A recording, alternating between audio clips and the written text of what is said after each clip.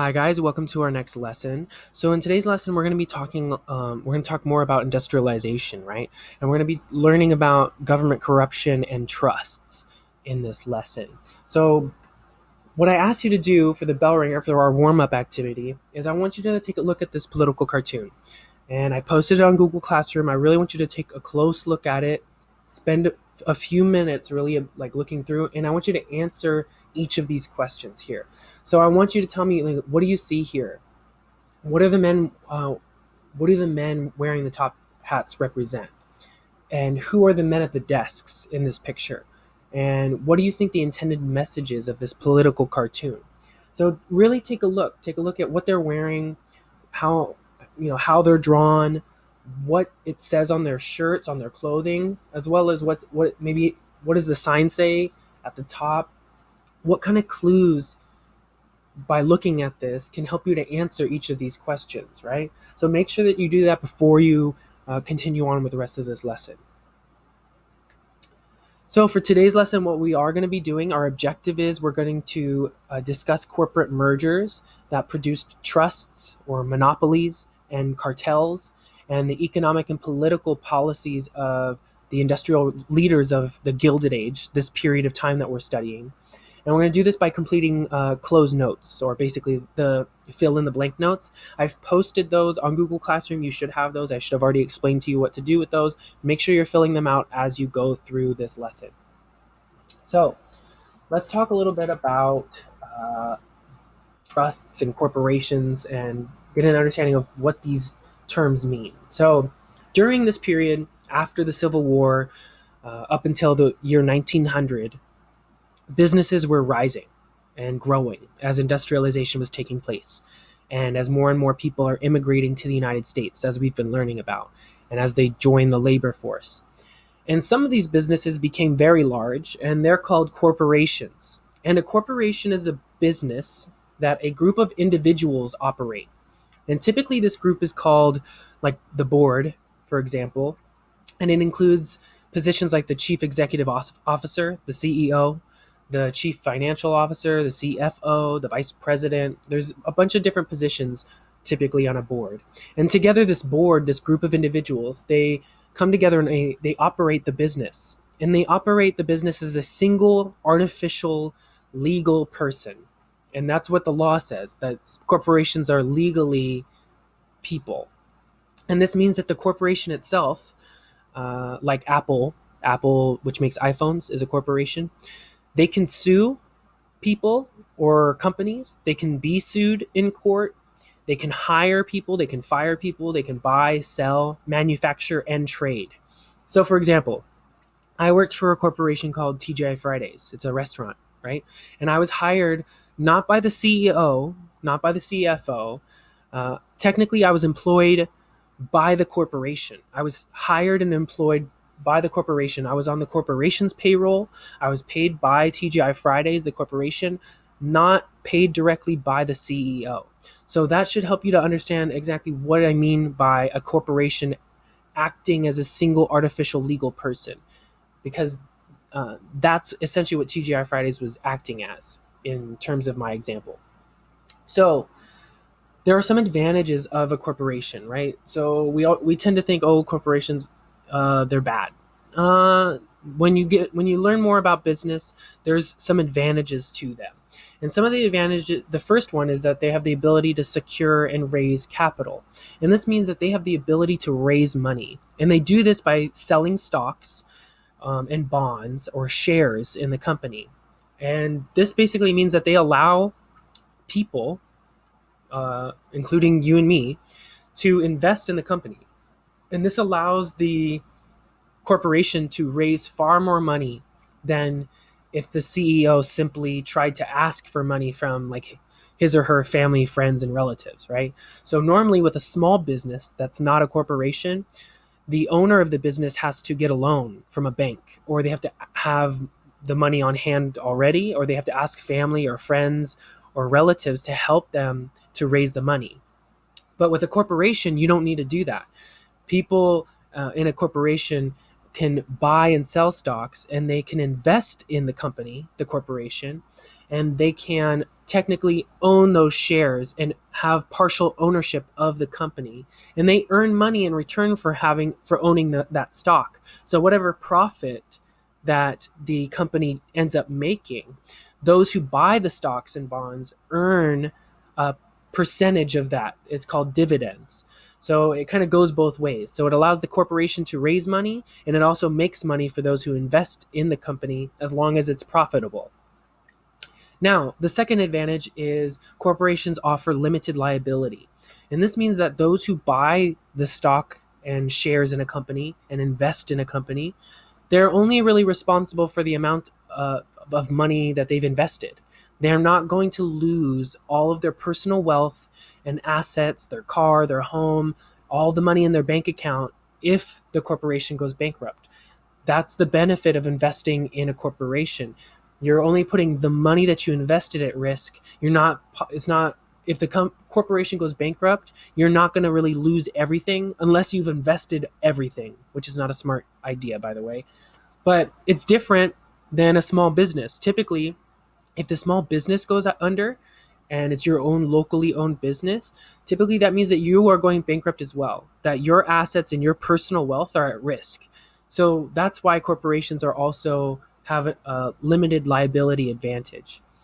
The next thing is that the corporation allows investors to easily sell their shares in a corporation and transfer ownership of those shares, transfer ownership, their partial ownership of the company to somebody else.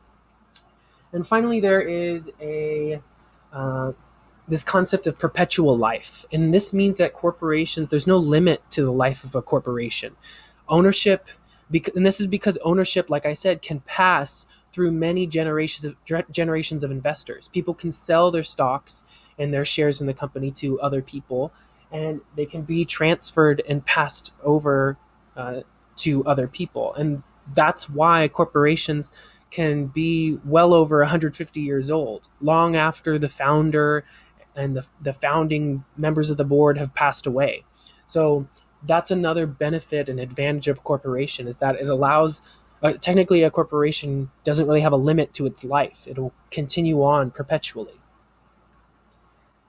So let's talk a little bit about mergers and the different forms of mergers, right? So like I said, these businesses, they were rising during this period, and several of these businesses would come to dominate the marketplace. And they would do this, they would use new strategies to improve their efficiency, their productivity, so that they could make as much profit as they could. And during this period, we know there were approximately 4,000 millionaires who would emerge during this period, which is known as the Gilded Age. It was like 30 years from the year 1870 to 1900. So before the Civil War, there had only been one millionaire in the United States. And then in the years following, there were approximately 4,000 millionaires. So clearly, a lot of money was being made in this period, this Gilded Age. Still, it was a rather small group of people that were making money, but it's a lot more than it was before the Civil War. And so some of this money was being made because of the merging of two companies into a single corporation. And we call this a merger. And a merger would typically happen when one company would buy out the stock, the shares of another company or corporation. So let's say a company that bought out all of the stock, or bought out the majority of the stock of all of its competitors. That meant now that company would become a monopoly, which we're going to talk more about in detail. So now companies, they can merge, like I said, in two different forms, including through horizontal integration and vertical integration. And the first one, horizontal integration, is it's a way in which it's the means that a single company controls all of one stage of production. So let's say, for example, as you see on the screen here, you owned all the raw product or materials that went into making steel. Like, let's say you possess all the fields where iron comes from. Well, then you have a horizontally integrated monopoly because you control all the raw products, all the iron. And if anybody wants iron, they're going to have to come and buy it from you. And so that's what I mean by horizontal integration, when companies produce similar products merged together. So they all owned the fields that had iron in them. And then they all merged together to where they were just one giant company that possessed iron and made steel. And nobody else had access to that iron. Now that's different than vertical integration. So vertical integration is when companies um, control the production of different products merged together. And what this means is that a company controls the production of not only the raw materials, but the manufacturing and the distribution. Basically, by merging together, the single company now controls every single stage of production. And this can produce a monopoly, which we'll talk about on the next slide. But let's take a look. I have a diagram here to kind of make it clear. So, for example, you could have a single, these three companies could merge together and form a single company, and they all produced different goods. As you can see, one was a steel corporation, so they must have access to iron and the raw materials to make steel. Then you have the railroad corporation and the train manufacturer, right? So, what does the railroad corporation rely on? It relies on acquiring steel to make the tracks, right? And to lay the tracks and to expand. And then the train manufacturer, they make the, let's say, the locomotive, right? The physical train itself, what the people ride on. And they need the tracks, right? They need to have access to the tracks, right? And it used to be that before the merger that these were different companies, right? And they'd all sell to one another, and there was competition, right? There's competition. But with vertical integration, with all of them merging together, now one company controls every single stage of the production. So the same company can now make the steel that's required, make the tracks that are required for the railroad, and then also make the train compartments, the locomotives. And so now they're not competing with anybody else. They control every single stage of production. There's no competition, right? So that should be clear. So the next way, or the next thing that we're going to talk about is we're going to go more in depth about, what a monopoly is and how they're dealt with by the government. So to emphasize, a monopoly is when only one company, which was often created through one company that was created through the combination of multiple corporations, that one company now controls the production and sales of a product or service. So if there's a product you want or a service you want, you can only go to one company to get it. That's a monopoly. So as I just described, they can come in two forms, horizontal and vertical monopolies. Now, because there's only one option to choose from when there is a monopoly of a particular, product or industry or service, let's say if Apple was the only company that sold cell phones, and no other company did, then that'd be a monopoly, right? You could only go to Apple for a phone. And so this means in those situations that there isn't competition anymore. And monopolies eliminate competition. And this means there are no other companies out there to compete with them to see which company will be able to get the most customers.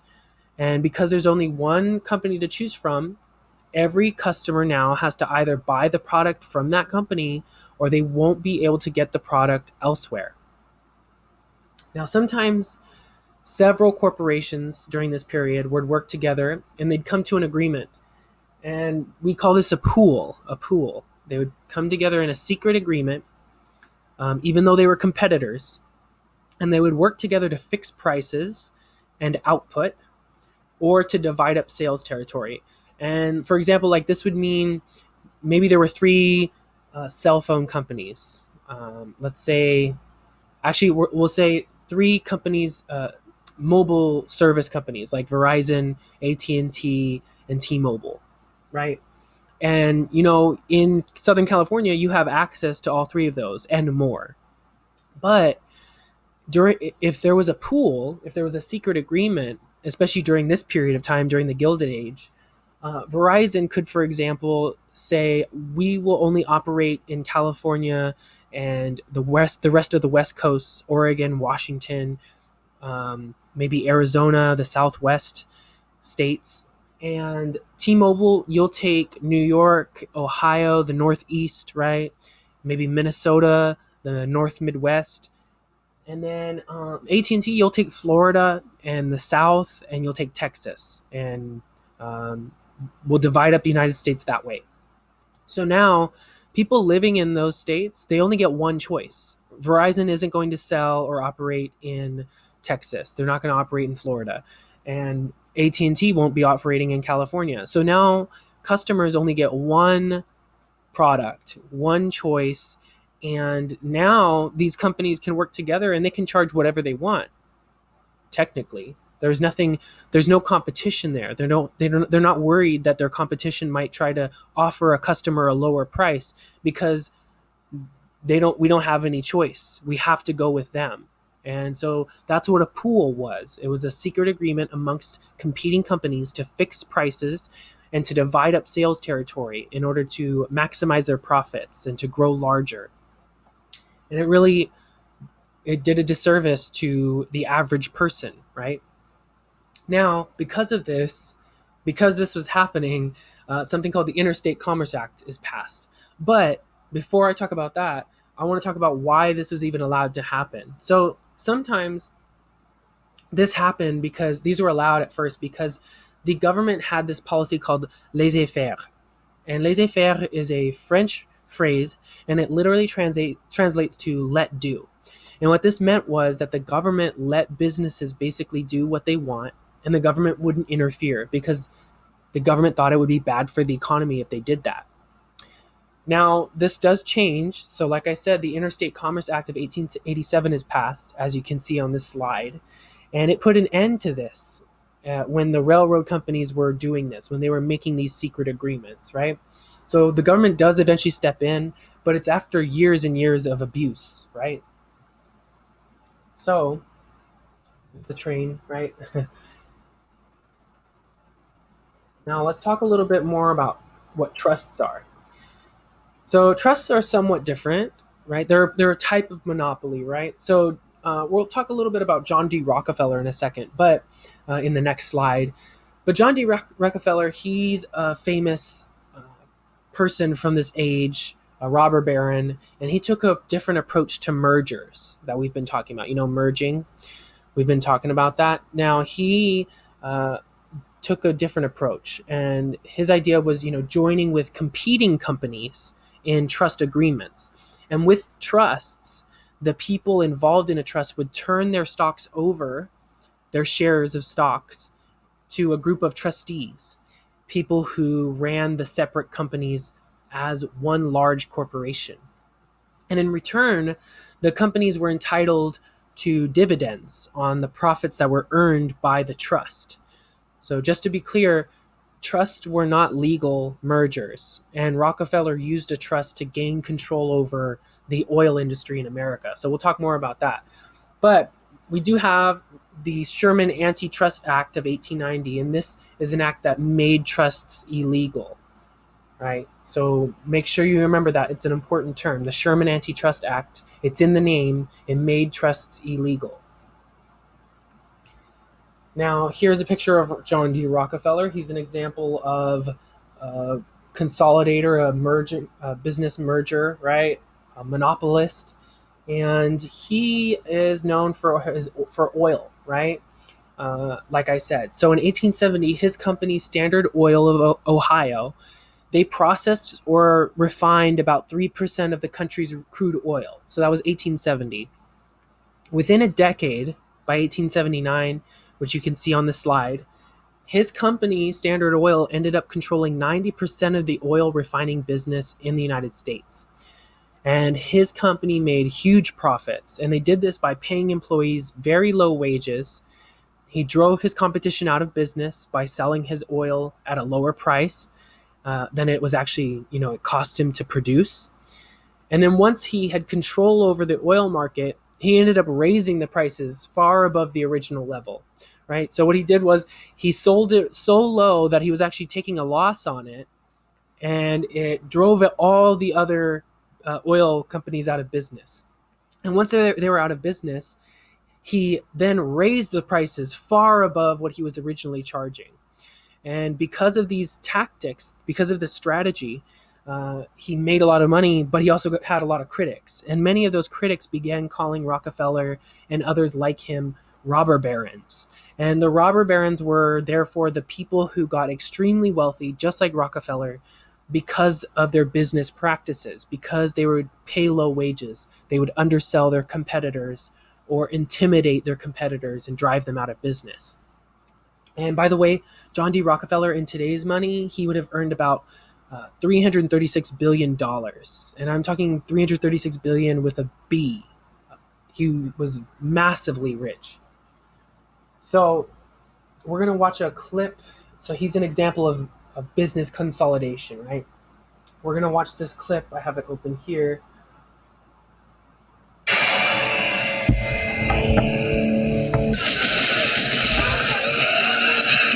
As the nation descends into turmoil, two industries explode: oil and rail.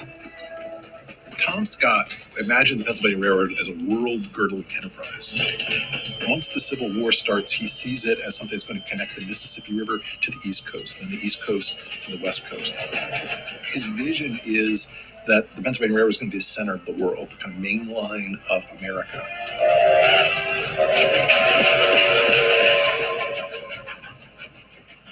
Rockefeller sees things differently.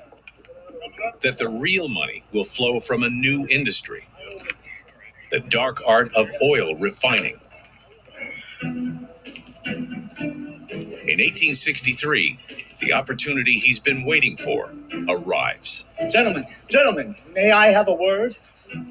Samuel Andrews came into Rockefeller's life when Rockefeller was partner of the Clark brothers in Cleveland. Gentlemen, I've succeeded in turning crude oil into a kerosene more stable and clean burning than any other. Andrews knew how to refine crude and make a marketable product out of it. Invest with me, and together we will revolutionize the oil refinery business. He was critical to the organization.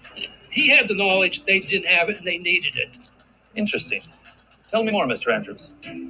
Rockefeller had a kind of vision or sense or intuition or conviction about the future that the Clarks didn't have. No chance. John and I together do not have more than $250. Rockefeller was full of confidence and wanted to aggressively build the business, put money in it, borrow money, keep building. Oh, I think we can spare more than that, Maurice. People like Rockefeller were big risk takers. We shall pledge $4,000 for half the working capital of this new refining venture. Rockefeller was willing to bet big in hopes that he could win big. Well, if John will go in, I will.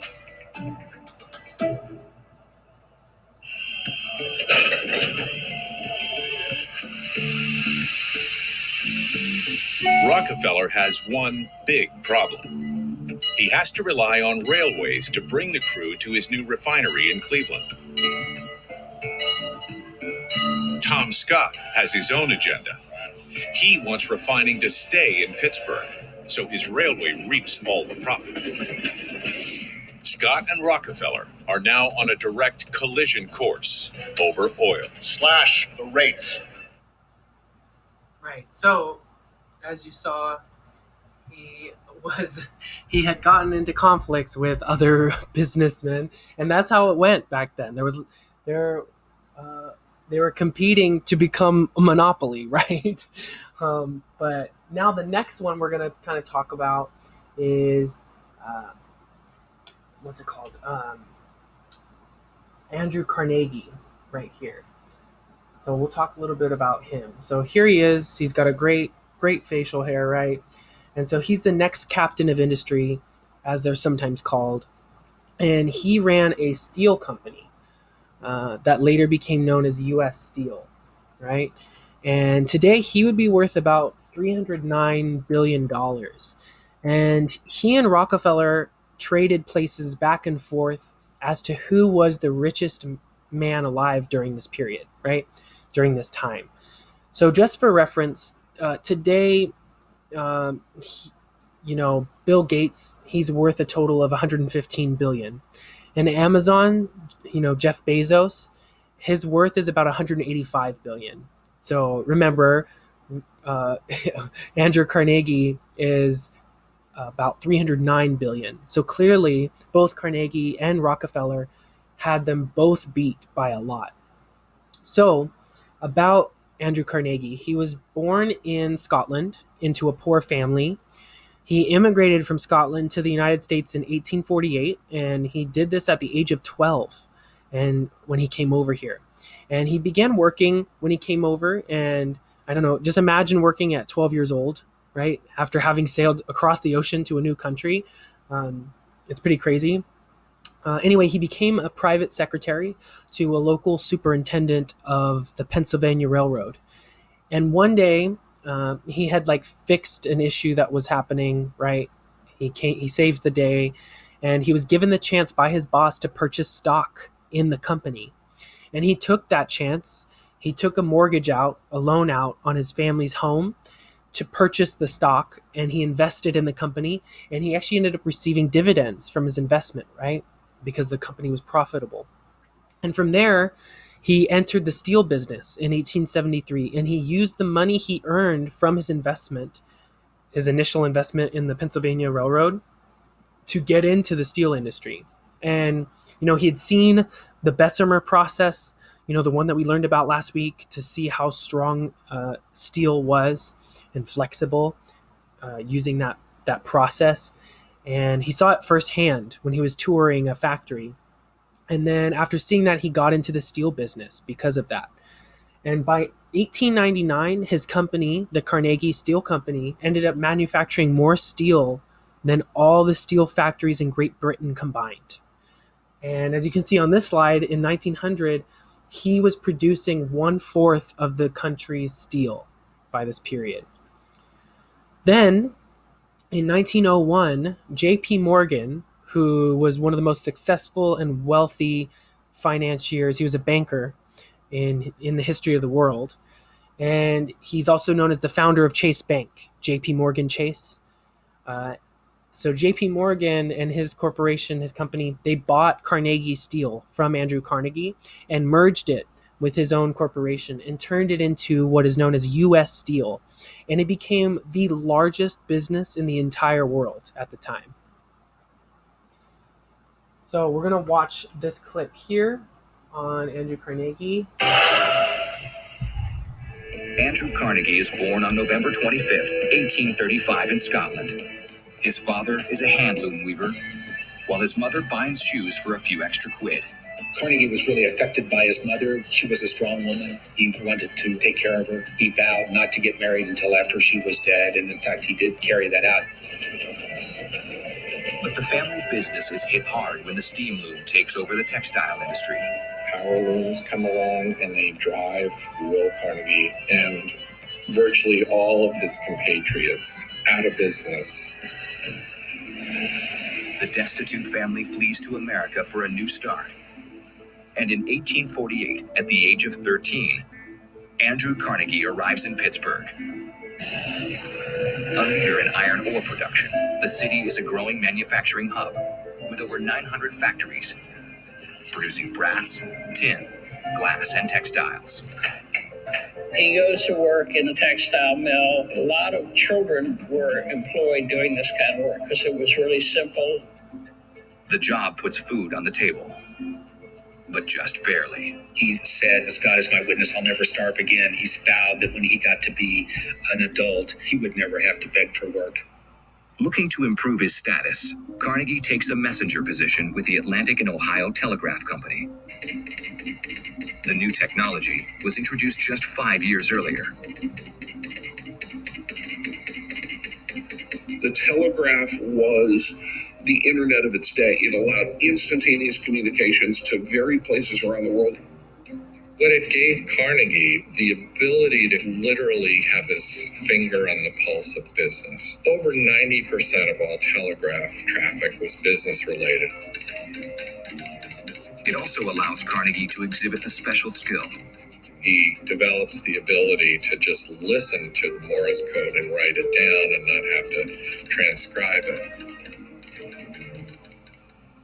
This talent catches the eye of Thomas Scott, Western Division Superintendent for the Pennsylvania Railroad. Scott hires the 18-year-old Carnegie to be his personal telegraph operator. The job comes with a monthly salary of $35. The Pennsylvania Railroad was the biggest corporation in the world. Then in 1853, during a rail emergency when tracks are blocked, Carnegie signs his boss's name ordering that the obstructing cars be burned and impresses his boss, Thomas Scott. Well, I'll be. Look at the gall on this one. Good job, Andy. Scott gives Carnegie a raise to $50 a month. 1 year later, the Penn Railroad opens a line between Pittsburgh and Philadelphia, and Carnegie is there to learn the industry and benefit from his boss's advice. Scott showed him the ropes, made him a wealthy man at a young age because he showed him some investments that were very propitious and beneficial to him. Andrew Carnegie rises from poor immigrant to successful businessman in just 13 years. But when the Civil War erupts in April 1861, Carnegie's prospects are uncertain. How his story unfolds will shape the future of the country, build the modern metropolis, and decide America's fate in the Second World War. We just had the most amazing family vacation. Right. So Andrew Carnegie, clearly one of the most influential and important figures from this period, right? And I would say he's one of the most inspiring of them all. And we're going to probably talk a little bit more about him. But first, we're going to talk about this next figure from this period, and his name is Cornelius Vanderbilt. And he's a pretty influential figure, and he's another one of the captains of industry that we're talking about. He's the person for whom Vanderbilt University is named, and he was a railroad tycoon, and he had about $185 billion in today's money. And he did this by merging together the Eastern railroads. So, for example, he connected Chicago and New York with a railway. And he also popularized the use of steel rails in his railroads. And this made railroads more safe and more economical. And he made, like I said, most of his money from the railroad and the shipping business, so transporting goods. And a lot of people really liked the product and the services that he and his company provided because he offered great service at low rates. And because of this, he became extremely successful. And Vanderbilt is typically seen as being a little different compared to Rockefeller and Carnegie because he's not really considered a robber baron. Instead, he was considered a fairly just man, right? And so we're going to watch a clip on Carnegie next. So let's see.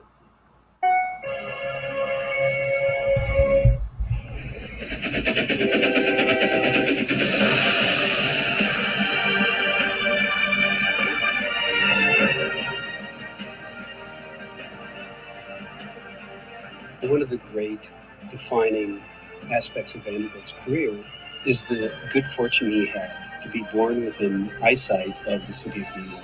Now, the city of New York back then was a large town today, about 30,000 people. Yet it was already on its way to becoming the most important port in North America. Vanderbilt, by being born, in a sense, into transportation, having a father who ran a sailboat, then acquiring his own small sailboat, which ran on the waters of New York Harbor. He was involved in transportation virtually from birth. Now that's very important because transportation was the most important business in the 19th century. And when opportunities presented themselves, they almost always appeared in transportation first. And some of his genius as a businessman was seizing on those opportunities. Vanderbilt was so successful that sometimes people think he planned everything in advance. In fact, one of his great strengths was his ability to seize upon opportunities that appeared unexpectedly and make the most of them. New York Central shares are dropping fast. How low? $20 a share. Buy everything you can. The advent of the steam engine, first on the water and then later on land, was truly a revolution. Vanderbilt not only went into steamboats from sailboats, which he'd been in, he actually mastered the new technology. He studied it. He became the designer of his own steamboats and steamships, and actually took over his first railroad in 1847, while he was still mainly a steamboat and steamship operator. Now that railroad line was the door that opened the way toward his construction of an entire railroad empire. He took these small little railroad lines that had been started before the Civil War, and he began to take them over, to merge them, to connect them, and convert them into large, almost continent-straddling companies and networks, which were more efficient and also made him far wealthier. In 1869, as the consolidation of his empire is well underway, he begins to create Grand Central Depot, what later would become Grand Central Station and ultimately Grand Central Terminal. The New York Times, I believe, said that Grand Central was neither grand nor central, and yet it was an act of foresight. He'd seen New York steadily growing north in Manhattan. He knew that it would be where the center of the city would be eventually. It was also a place where he could build what was then the largest railroad station in the Western Hemisphere and the second largest in the world. It was essentially financed by Vanderbilt himself. It was a very personal project for him, financially as well as in terms of his reputation. And he helps to set the template that these future tycoons who go on and do new and in some ways bigger things, they follow. He sets the ground that they build upon.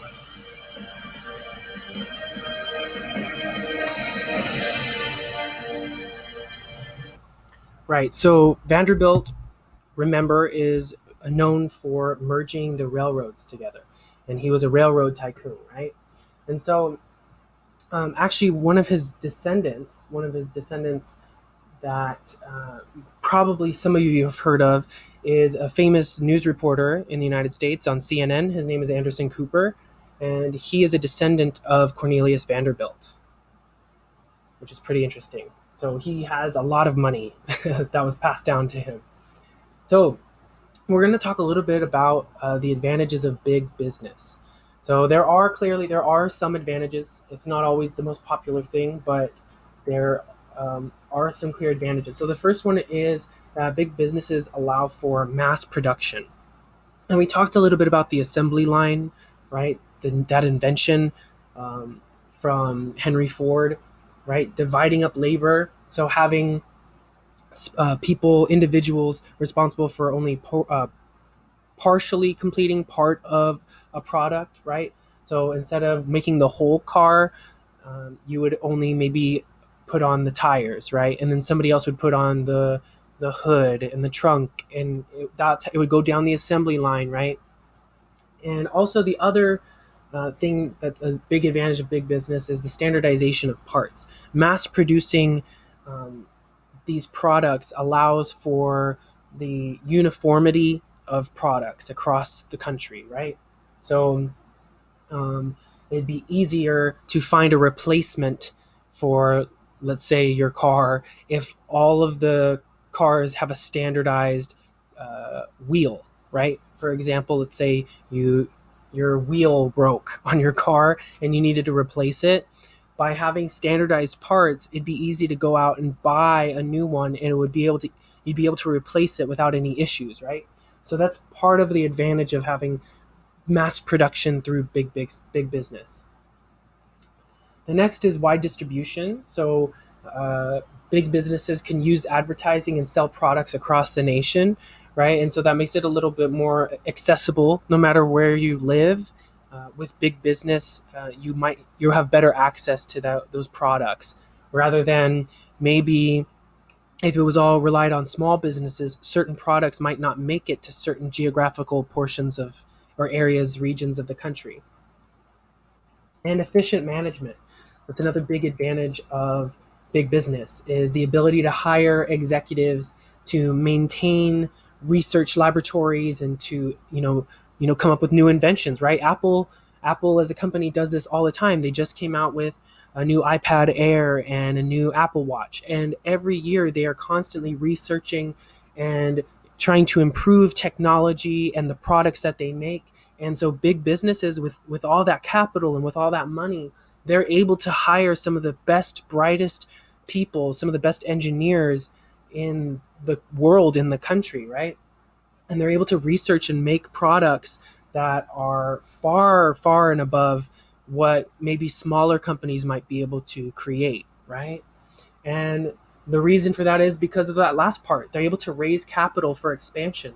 Companies like Apple are able to expand around the world by raising a bunch of money through selling shares in stock, right? And Amazon is the same way, right?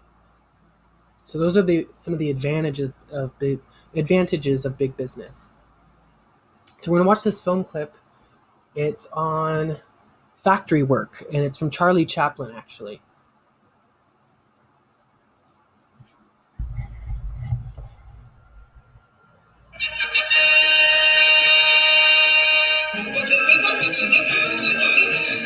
Attention foreman.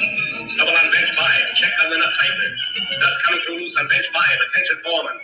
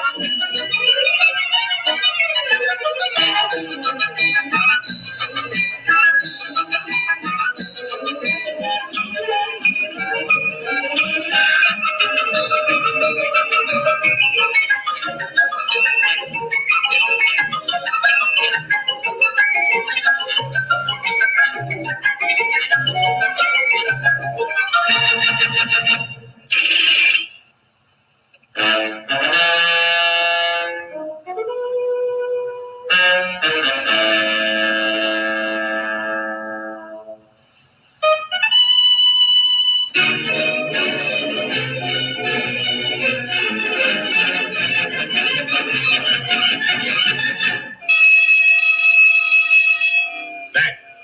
Section 5. More speed. 4-7.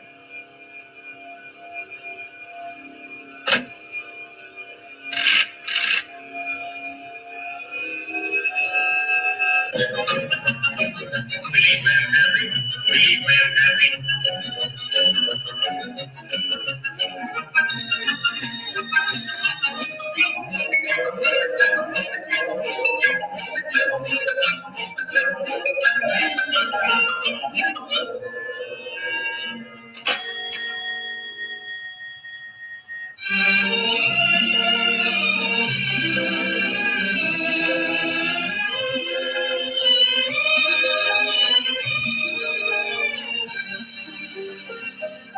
Hey!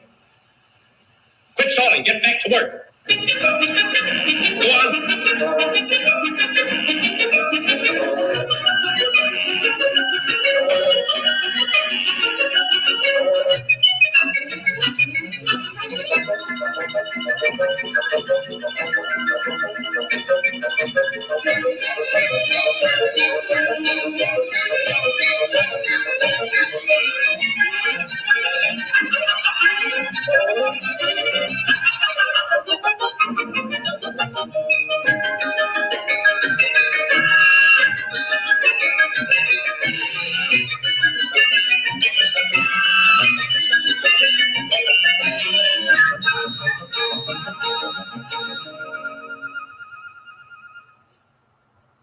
So as you can see, that was Charlie Chaplin. He is a comedian, one of the most famous uh, actors, actually, comedy actors in world history, right? One of the earliest too.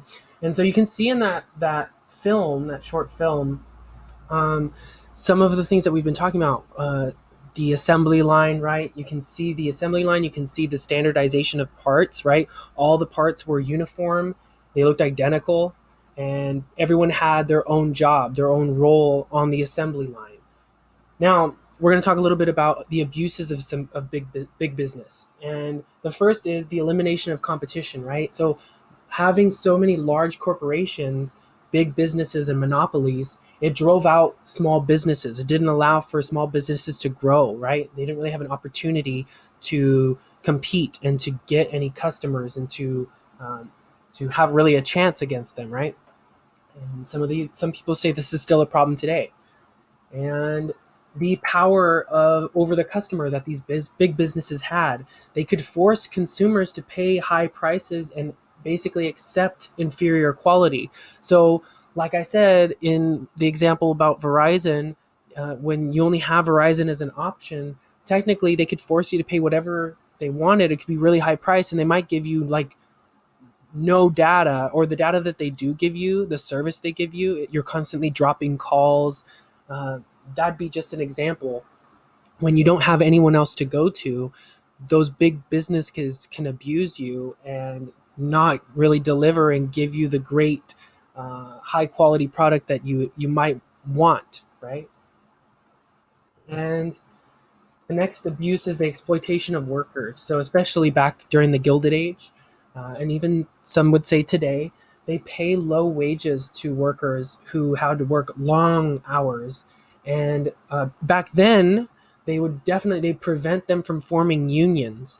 And unions was when the groups of workers would get together and try to use their numbers to push for reforms and to push for higher pay and benefits and time off and stuff like that. So back then, big businesses, they wouldn't pay them much. They'd make them work for a very long time. There wasn't an 8-hour workday. You could be working maybe 16-hour days, right? 12-hour days and making like pennies. And they wouldn't allow you to form a union to try to fight for better pay or less hours. And they also had tremendous influence over the government during this period. And that meant that they could manipulate government officials at the federal, state, and local levels. They could bribe them, use their power, their influence, their money to convince government officials to pass laws that benefited the company, that benefited the big business, and prevented smaller companies from being able to challenge them. And industrial giants also, the leaders of some of these big companies, they ran for government offices, and they made contributions to political candidates, and they bribed, like I said, they bribed legislatures and the state governments as well as the federal government, right? So they would try to use their money to get people elected who are more sympathetic to them and who are more likely to help them and make sure that they remained powerful and remained a monopoly. And political machines were created, which were led by political bosses, political leaders. And basically these they gave political favors in exchange for votes. So some of these leaders, we'll talk more about this, they would maybe help, quote unquote, try to help certain communities, maybe immigrant communities, and provide them with certain benefits. Maybe they might build some housing for them in exchange for them promising to vote for them. And they would do the same thing with these big businesses, right? These big businesses were able to lobby and to use and to work with these political machines to get votes for them and get votes for legislation that was beneficial to the monopoly. So what I'm going to have you do at the end of this lesson, I'm going to have you compare and contrast these three industrial leaders that we learned about. So Carnegie, Rockefeller, and Vanderbilt. So make sure that you complete this Venn diagram, and then that'll be it for this lesson. So let me know if you have any questions. I hope you learned something today. If you do have any questions or need any help, make sure to email me or to reach out during class. So thank you so much, and I'll see you soon.